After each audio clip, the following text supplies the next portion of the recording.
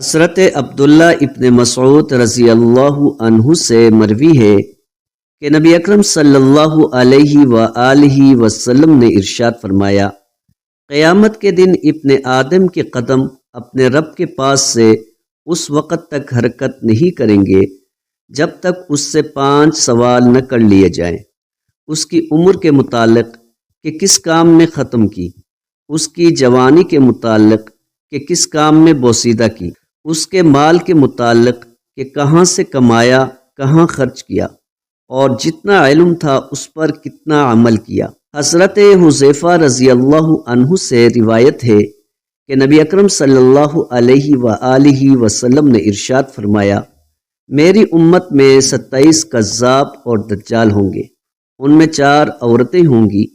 میں خاتم النبیین ہوں، میرے بعد کوئی نبی نہیں۔ حضرت عبداللہ بن بریدہ رضی اللہ عنہ اپنے والد سے مرفوعاً بیان کرتے ہیں کہ جب کوئی قوم عہد توڑتی ہے تو ان میں قتل عام ہو جاتا ہے، جب کسی قوم میں فحاشی عام ہو جاتی ہے تو اللہ تعالیٰ ان پر موت کو مسلط کر دیتا ہے، اور جب کوئی قوم زکوٰۃ کی ادائیگی روک لیتی ہے تو اللہ تعالیٰ ان سے بارش روک لیتا ہے۔